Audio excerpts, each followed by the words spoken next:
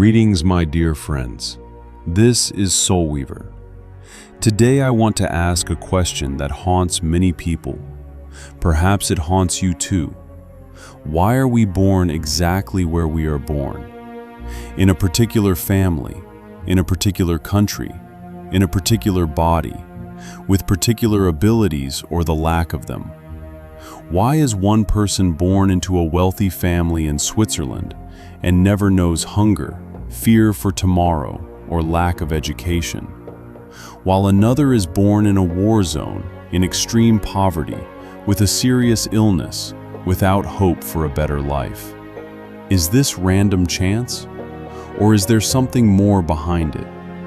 Let us explore the main possibilities. There are several, and each opens its own door. The first possibility, randomness. There is no plan.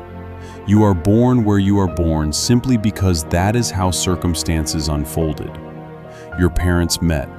An egg met a sperm. That is it. No soul, no choice, no punishment, just biology. Many scientists hold this view. It is simple, clear, and does not require belief in the supernatural, but it leaves an unpleasant residue. If everything is random, then there is no justice in the world, none at all. One person is born in a palace, another on a garbage dump. Both are just losers in a cosmic lottery. This possibility feels too empty to me, but I cannot completely reject it. After all, randomness also has a right to exist. The second possibility, karma. You get what you deserve. If you were a cruel ruler in a past life, you will be born a servant in this life. If you helped others, you will be born into comfort. If you were greedy, you will be born into poverty. Past actions determine the conditions of your current birth. This possibility offers hope. It says the world is just, that there is a higher law that balances everything. But it also has a dark side. If a child is born with a serious illness, does that mean they did something terrible in a past life? If someone is born into poverty, does that mean they deserve to suffer? Many spiritual traditions answer, yes. But I cannot fully accept that. A child born with pain, that is not a punishment. It is something else. The third possibility, soul choice. Before birth, the soul chooses its own conditions. It chooses the family, the country, the body, and even illnesses. Not because it deserves punishment, but because it needs a specific experience for growth. Wealth is not a reward. Poverty is not a punishment. They are just different scenarios, different lessons. In a wealthy family, you might learn responsibility, generosity, and how not to become attached to material things. In a poor family, you might learn compassion, resourcefulness, and how to find joy in small things. In a war zone, you might learn courage, love for life, and how to appreciate every moment. From this perspective, there are no bad or good conditions, only lessons the soul wants to experience. The fourth possibility, virtual reality, a game. What if our life is a game, not a metaphor, literally, an advanced simulation that we, as players, enter voluntarily? Imagine the most advanced video game. You create your character, you choose their appearance, abilities, starting conditions. Some choose an easy level, to be born into a wealthy family with good looks in a safe country. Some choose a difficult level, to be born into poverty with illness in a conflict zone. Not because they deserve punishment, but because they find it interesting, because they want to challenge themselves, because on the difficult level, there are more adventures, more drama, more growth. In this version, we are not souls choosing a body. We are players choosing an avatar. and we deliberately forget that it is a game to make the immersion complete. We want to feel real fear, real joy, real pain. If we knew it was just a game, the emotions would not be as sharp. From this perspective, the injustice of the world is not a bug. It is a feature, part of the design. You chose the difficult level because the easy one bored you. You chose struggle because you wanted to find out who you really are when things go wrong. Many people who have had near-death experiences report that before birth, they saw their future life. Different options were shown to them, and they chose. Not the perfect option, but the one that would give them the experience they needed. It sounds like science fiction, but there is something appealing about this idea. It explains injustice without cruelty. You suffer not because you are bad. You suffer because you wanted to. For growth, for experience, for the adventure. The fifth possibility, a mix. A little karma, a little soul choice, a little randomness. You are not completely free in your choices. You have karmic limitations. But within those limitations, you can choose. You cannot be born a billionaire if you stole from the poor in a past life. But you can choose which poor family to be born into, which specific challenges to face. This version feels the most realistic to me, because life is always a mix. Nothing is ever completely black or white. Now let us return to the main question. Being born into difficult conditions, is it a lesson or a punishment? Many religions say, punishment. You sinned, you suffer, but I cannot accept that. A child born in a war zone does not remember their past lives. They do not know why they are being punished. What kind of punishment is it if you do not understand the reason? A lesson is different. A lesson does not require understanding the cause. A lesson requires going through it.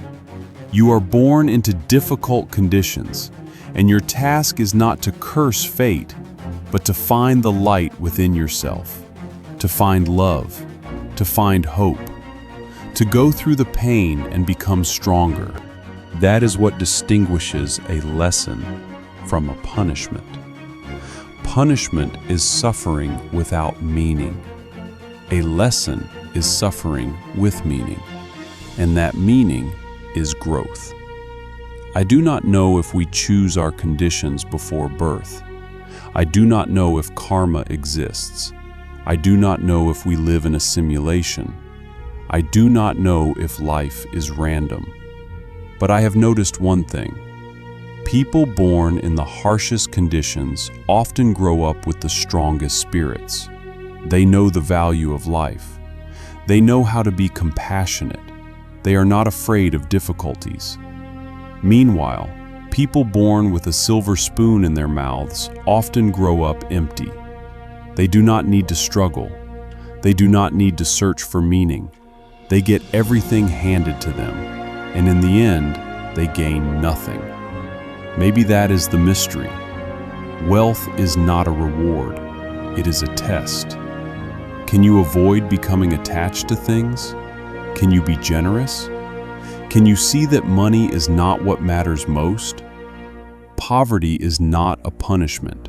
It is also a test. Can you avoid becoming bitter?